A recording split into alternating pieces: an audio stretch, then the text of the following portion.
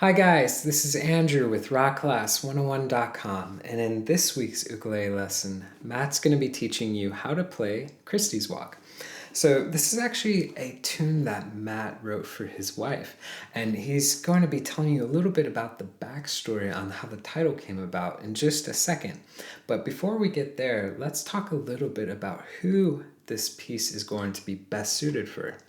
So I got a chance to play through it this afternoon, and I gotta say that it's going to be perfect for the intermediate player. And there's a couple reasons why. So number one, this song has a steady rhythm, so it's predominantly eighth notes. That's what you're going to be playing. And when you play a song that has the same rhythm throughout, it makes it easy to keep the timing steady. So that's the big takeaway. So number one is it's going to be great for working on developing timing. Now number two, it's going to break you away from only playing in the beginning of the neck. So this song goes from the open strings, the first fret, all the way up to the 12th fret. So really great one for breaking away from playing only here. So let's talk a little bit about this lesson.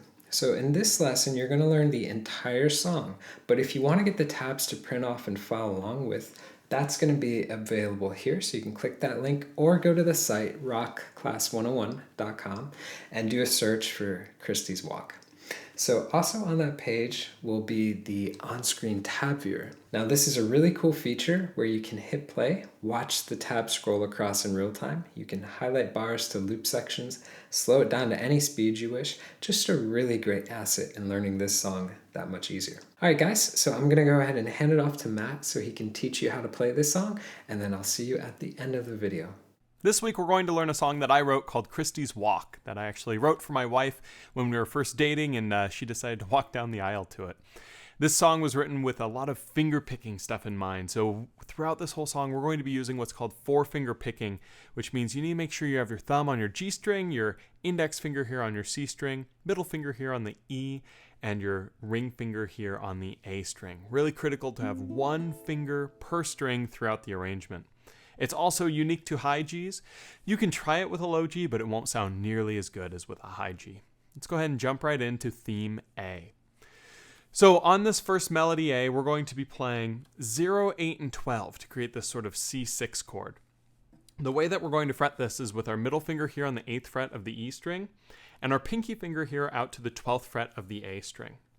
We're then going to pluck our C, E, and A together. Then we're going to do the G string, then the E, then the A, then the G, then the C. Then we're going to take our pinky off and add our index finger here on 7 of the A, pluck that. Then we're going to hammer on to 8 and hammer on to 10, using our middle finger here on 8 and our pinky finger here at 10.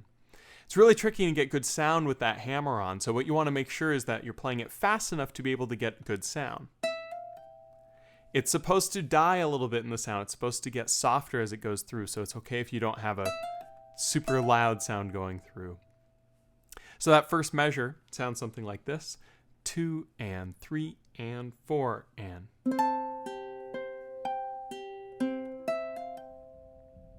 Now, when you're doing those hammer-ons, it's okay for you to not necessarily count it exactly as it's shown with the 1 and 2 and 3 and 4 E and. It's okay to more feel that going through. One little trick with the hammer-ons to make it a little bit easier is try to keep your fingers really straight to the strings, and that way you're more using them like a hammer in the same way like a piano hammer strikes its string. If you ever opened a piano before, you'll see that there are these little hammers that hit the strings, and they hit them very perpendicular. So if you're slanted a little bit with this, it can make it really hard to get a good sound, but getting right up with those edges of the fingers can really help. Going into the next bar, we're going to still be holding that 8 with our middle finger here on the E string. We're going to be plucking our C and E together, then our G, then our C, then our E, then our open A. And then the last note of that measure is just the open G. So that one in time sounds something like this: 2 and 3 and 4 and.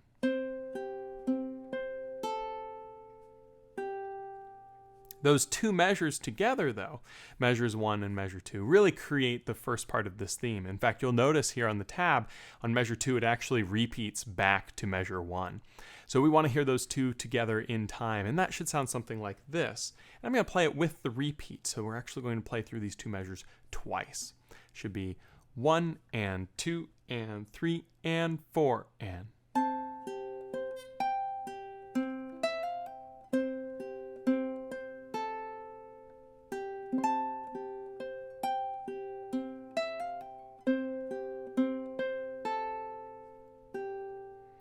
Going into this next section, we're going to play a G chord, but we're going to play it up the neck. We're going to play 0, 7, 7, 5. So we take our middle finger, place it here on the 7th fret of the C string, and our ring finger, place it here on the 7th fret of the E string. Then our index finger we're going to place right here on the 5th fret of the A string. We're going to pluck our C, E, and A all together, then our G string, then our C. Then we're going to take this index finger and slide it down to 4 on the A, which is a bit of a stretch and kind of difficult to do. But we want to make sure that we get that note, followed by the 5 again. This is called using chromatic techniques with songwriting, because the C sharp note that's here is not in the key of C, which is what we're in. But you'll notice it sounds really nice when it resolves right back to that D note.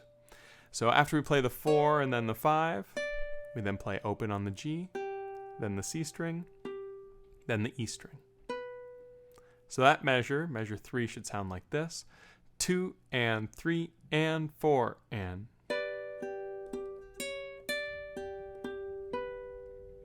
Going right into measure 4, we're going to take the same shape and just slide it down 2 frets. This technically creates an F add 9 chord, really pretty sounding chord. It's the same fingering though, so we're going to then pluck our C, E, and A, and then the open G, and then the C, and then this is tricky. We're going to move our index finger down to 2 on the A, and we're going to slide it up to 3, and then pull off to open on the A. So it's going to be 2, slide up to 3, pull off to 0. It's one of my favorite sounds of the whole song. It took me a long time to practice to get that sort of sound. A trick is when you do the slide, go right up into that fret wire, and then when you do the pull off, physically pluck the string with the index finger coming off. So you're not just pulling the finger away, but you're actually pulling it off and actually plucking it a little bit. Then we're going to play the G string, then the C string, then the E string. So that measure 4, sounds something like this. 2 and 3 and 4 and.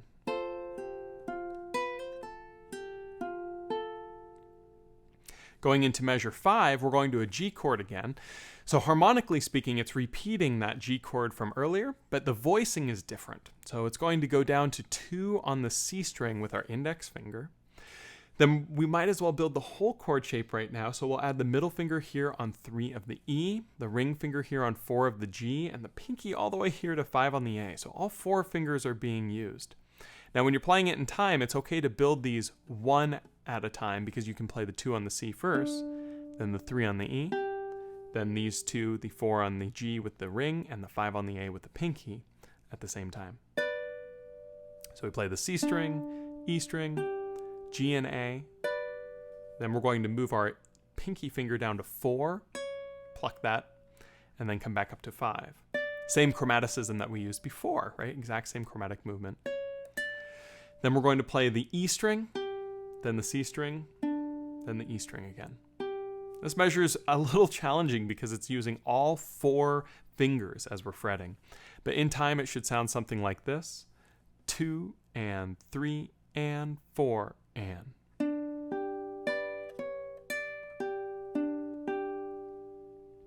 Going into this next measure, measure 6, we're going to take our fingers off, play the open C, then the open G. And using our index and middle fingers, we're going to play the 3rd fret on the A string with the index finger, and the 5th fret on the E string with our middle finger. We're going to pluck those 2 at the same time. Open G. Slide these 2 fingers up to 7 and 5. Open G. Then slide them up again, but this time you're only going to slide the middle finger up 1 fret and the index finger up 2 to 8 and 7, followed by the open G. So that measure is something like this. 2 and 3 and 4 and.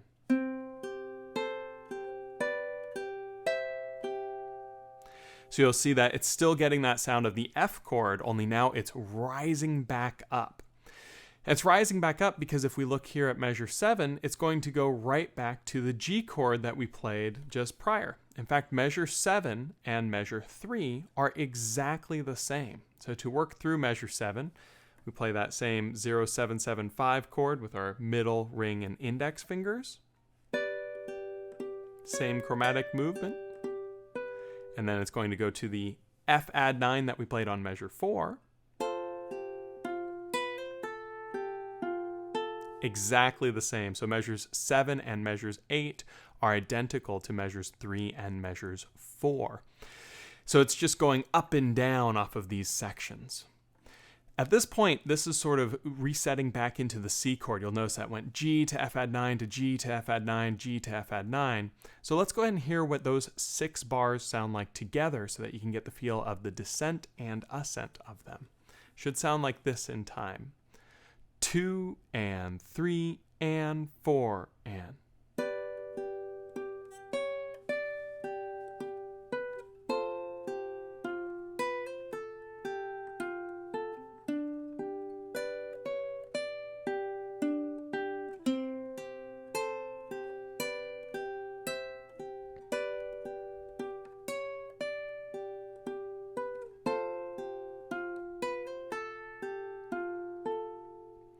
Going right into measure 9, we're going to play a C chord, another one of those C6 chords.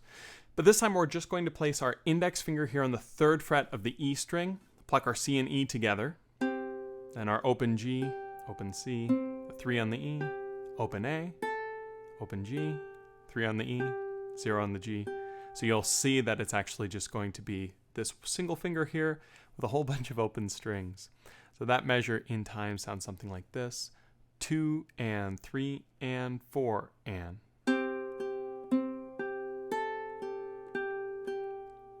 Going into measure 10, it's going to continue holding this chord and just pluck a different set of strings. So we're going to start with our C string, then our G, then our C again, then our E, then our A, then our G, then our E. And when we do the E this time, we take our finger off and play the open G. So that measure in time is something like this. 2 and 3 and 4 and.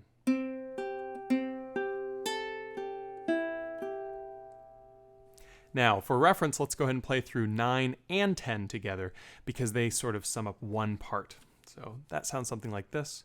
2 and 3 and 4 and.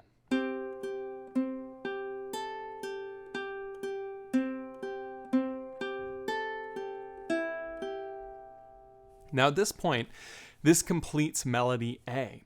And we're going to go right into the next melody, melody B, into the second theme.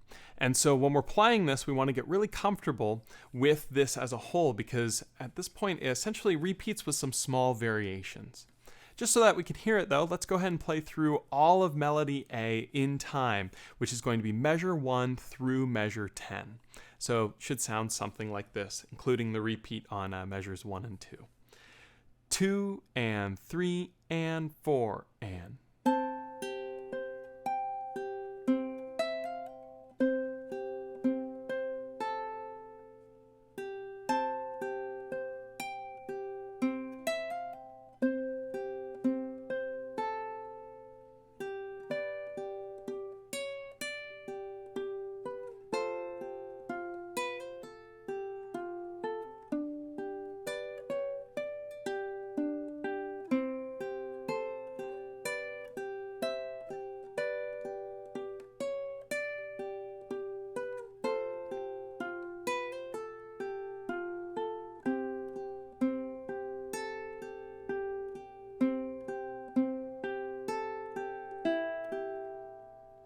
Now going right into the second melody here, we're going to start off with measure 11. You're going to notice that measure 11 looks very familiar because it's actually exactly the same as measure 1. So we start off with that same C6 chord with our middle finger here on the 8th fret of the E string and our pinky stretched out to the 12 on the A. You'll notice that's exactly the same as measure 1. Going into 12, exactly the same as measure 2. And they even repeat just like those do.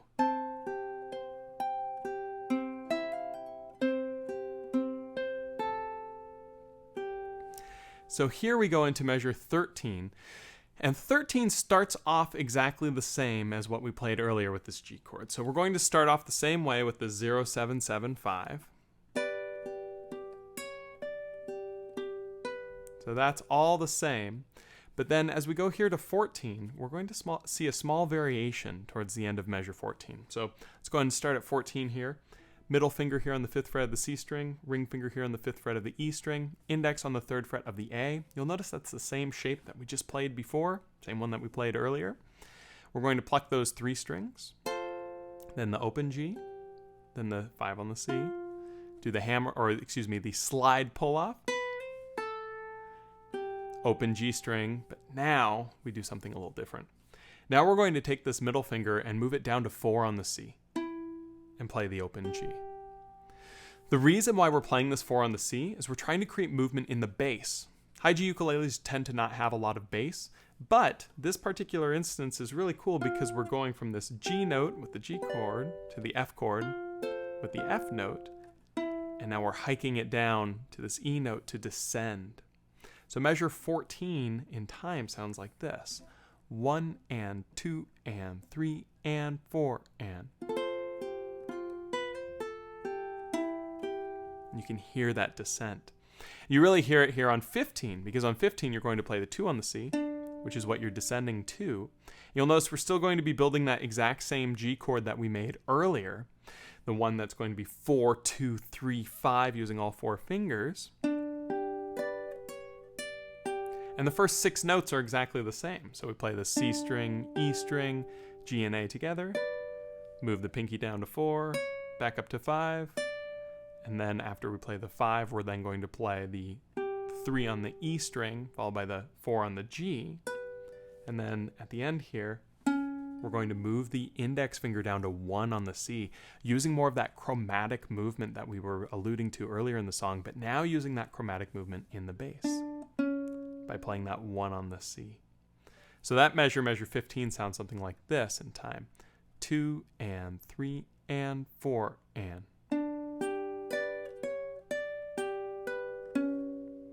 Going into 16, you'll notice 16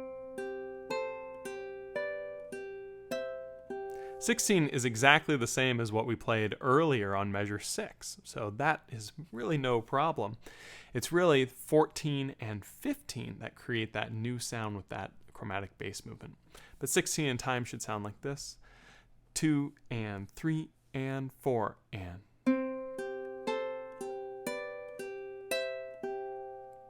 Then we go into 17. 17 has another little bit of chromaticism. We're going to play 0, 7, 7, 5, that same G chord that we've been playing throughout this section. We're going to pluck those 3 strings, then our G, then our C. Then we're going to move the index finger down to 4 and move back up to 5, just as we did before.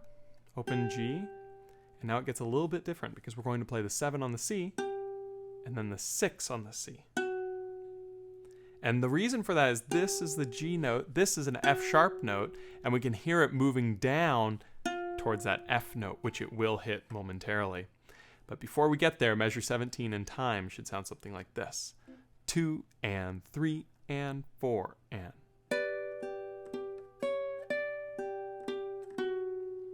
Going to 18, we're going to take that finger that moved down, we're going to just move it down again to get that F chord. So we're moving down to 5 on the C, along with 5 on the E and 3 on the A. We're going to pluck that. And we'll notice that measure 18 is the same as we played it earlier in the song. So C, E, and A played together.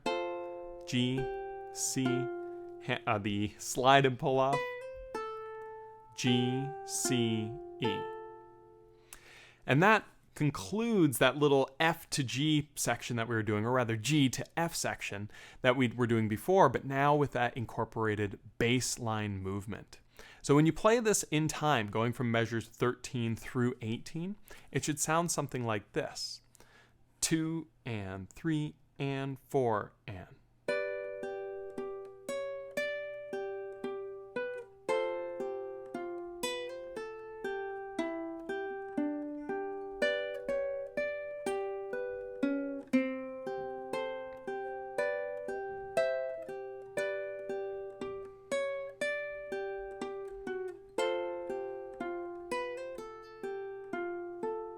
So you can hear that bass line is trying to move chromatically and doing these cool little motions. So when I was writing the song, I had these sections just as the same. And I was in college when I was writing this song and taking music composition. And when I played that section for the professor, he thought it was a little boring and I should add something else, and thought that I should look for some bass movement. And he was totally right, because I think it sounds great there.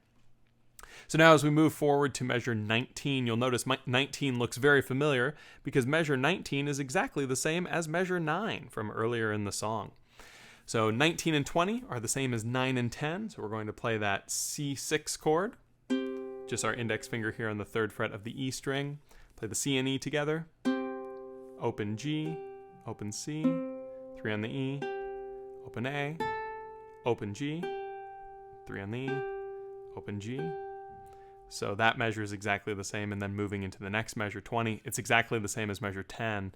So C, G, C, E, A, G, then we take the index finger off for an open E and open G. So measures 19 and 20, again, exactly the same as 9 and 10, should sound like this in time. 2 and 3 and 4 and.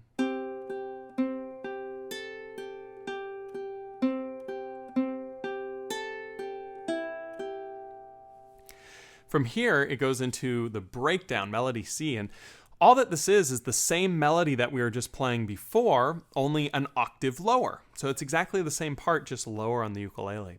So we're going to start with the hardest measure ever. Not really. It's all open. We're going to play 0, 0, 0, 0, but we're only going to strike the C, E, and the A as we pluck.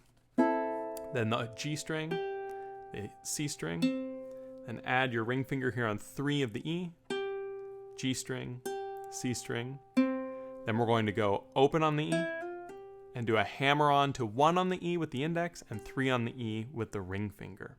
So it's the same sort of thing as this, only now down low. So in time, that measure should sound like this: 2 and 3 and 4 and.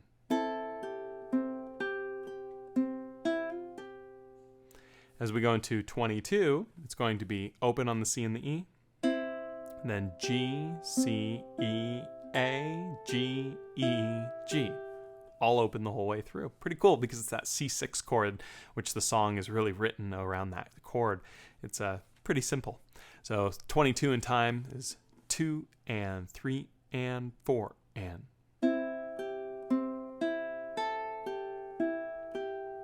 From here we repeat, go back to 21, play it the exact same way. But now, instead of going to 22, which is the first ending of that little repeat, we go to the second ending on measure 23, which is going to be open on the C and the E, then open G, open C. And then we're going to use harmonics, which we very lightly touch the string without compressing it right over the fret wire on fret 12 here. And we're going to play the E string, and then A, and then G, and then E string again. So that, and then to sum up that measure, we're going to play the open G. So measure 23 sounds something like this: 2 and 3 and 4 and. It's easy to miss the harmonics. You actually heard me just do it there because I wasn't looking. I was looking at the music. So when you're working on it, it's really critical to try to get right over that 12. Let me try that again. 2 and 3 and 4 and. See, when I'm paying more attention to it, it's a lot easier to do. So it's okay to look down to make sure you're right over 12. So that right there sums up that breakdown section. And so that we can hear that breakdown section being played all the way through should be something like this. Again, that's measures 21, 22, and 23 with a little repeat in there. 2 and 3 and 4 and.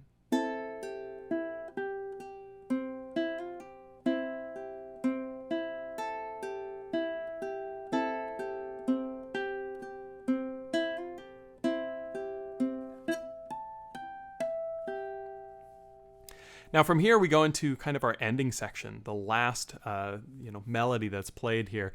And this is quite a bit different than other things that we've played throughout the song. We're going to start here with an F chord.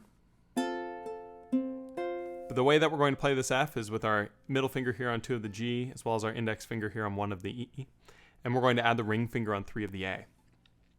Now, the 3 on the A comes in just a moment, so we start with it off, playing the 0, 1, 0, playing then the G and the C, and then we add that ring finger. So we want to have the mindset of it being ready to go right there. And then we play the G, C, and then we're going to go to 2 on the A, and then we're going to play the 2 on the G again.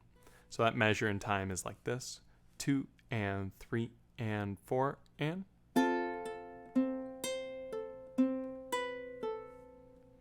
From here we go to a G chord. Play that our normal everyday way. Index finger here on 2 of the C, ring finger here on 3 of the E, middle finger here on 2 of the A. We're going to play the C, E, and A together. Then the open G, 2 on the C. Then we're going to play 3 on the A with our pinky finger here. We're going to do a pull off to 2 on the A, and then a pull off to 0 on the A. This is really tricky, so you want to make sure you're getting comfortable with that pull off with the pinky to 2, and then the middle finger to 0.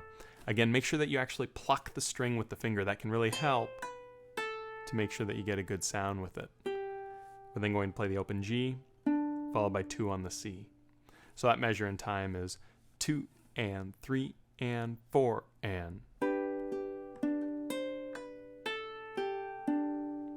Going right into 26, we're going to play all open on the C, E, and A, but then we're going to fret our 2nd fret here on the G string for an A minor, playing that, followed by the open C. Then we're going to add our 2 with our middle finger here on the A string, play the G string, and then we're going to play 3 on the A with our ring finger, followed by 5 on the A with the pinky, and then an open G.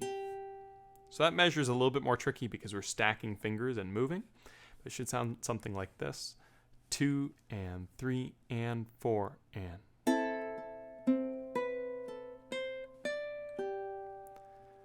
Going right into 27, we're going to slide that pinky up to 7 on the A and play the open G.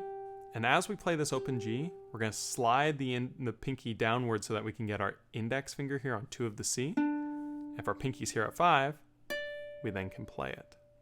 And then we're going to play the open G and add our middle finger here on 3 of the E, followed by the open G again. So that measure looks something like this: 2 and 3 and 4 and.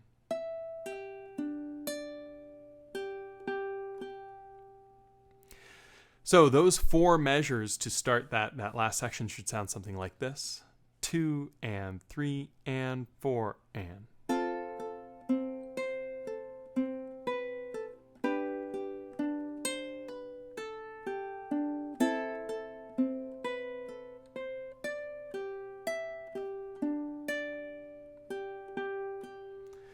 Going into this sort of last section here, we're going to play an F chord in the exact same way that we did just prior on measure 24. So measure 28 looks exactly the same. But then on measure 29, we get more interesting and different. We're going to go to an F minor sharp 11. This is a really spicy chord, but really creates a lot of tension here. The way we play it is index finger here on 1 of the G, middle finger here on 1 of the E, and our ring finger here on 2 of the A. And we're going to pluck all 4 strings at the same time. Then the G string, C string, and then we're going to add the pinky here on 3 of the A, G, C, slide up to 5 on the A. Notice how I take off everything when I do that. Slide the pinky up to 5, then the open G. So that measure 29 should be something like this: 2 and 3 and 4 and.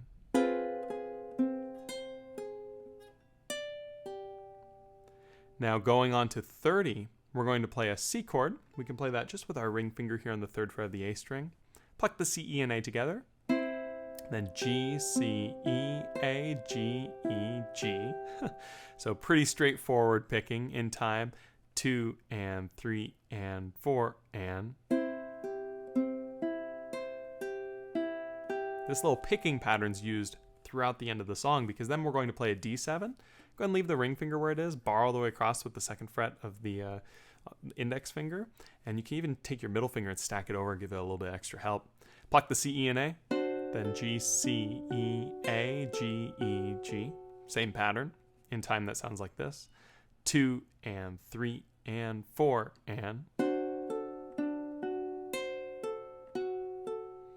Then we're going to go to a D minor 7 chord, bar all the way across 5 on the C, G, C, E, and A. Play the C, E, and A together, and then the G, C, and add the ring finger here on 7 of the A, then the G, C, then add the pinky here on 8 of the A, then the G. So it's just stacking a finger each time, going to 7, then 8. In time 32 sounds like this. 2 and 3 and 4 and.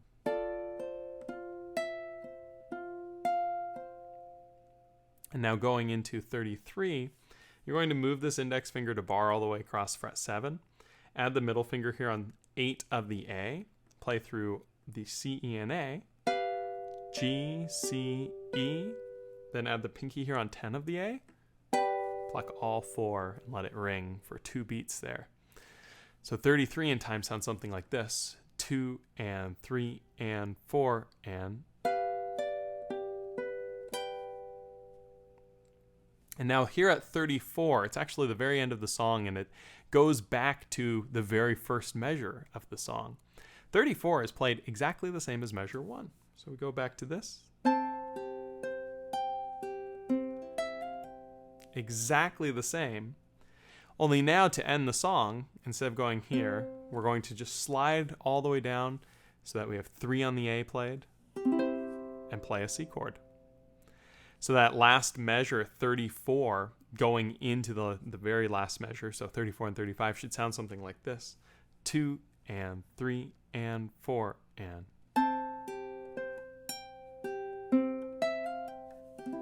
It's okay to slow down a little bit as you go through that very last run.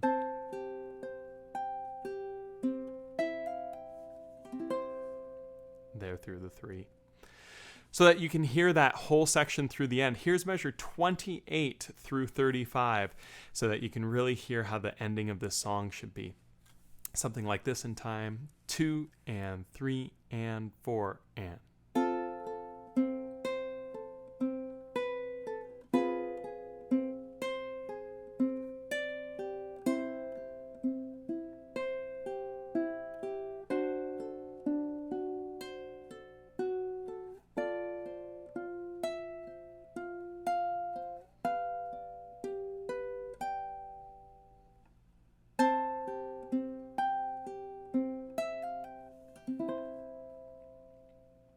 And that's Christy's Walk. You can hear this track actually on my album Dragonfly, which was released at the time of this recording 3 years ago, which is crazy how fast time moves. In fact, on my album Dragonfly, all the physical releases come with a little bit of a storytelling of how each track was written. And so I go into a little bit of the story behind why Christy's Walk was written and everything else. But my wife named it when she decided she wanted to walk down the aisle to this song. So pretty cool. I did not perform it live. I would have been much too nervous to do that. So it was a recording that played it, but it was really cool. So I hope you guys enjoyed this one. This uses a lot of finger picking techniques, so make sure you're getting comfortable with the 4 finger picking as you're going through. And I'll see you guys next time for the next tutorial video. All right, guys, so I hope you enjoyed learning this one. A lot of fun. This is a great piece for working on timing and also breaking away from only playing in the beginning of the neck. So guys, I do want to remind you, if you do want to get the tabs to print off, keep for your records, that was available at this link, or you can go to the site rockclass101.com, do a search for Christy's Walk, and don't forget also that interactive tab player, so the really cool tab player where you can watch it, scroll across in real time, highlight bars, loop sections, all that fun stuff. That's on that page too. So guys, again, I hope you enjoyed this lesson, and I will see you in the next one. Take care.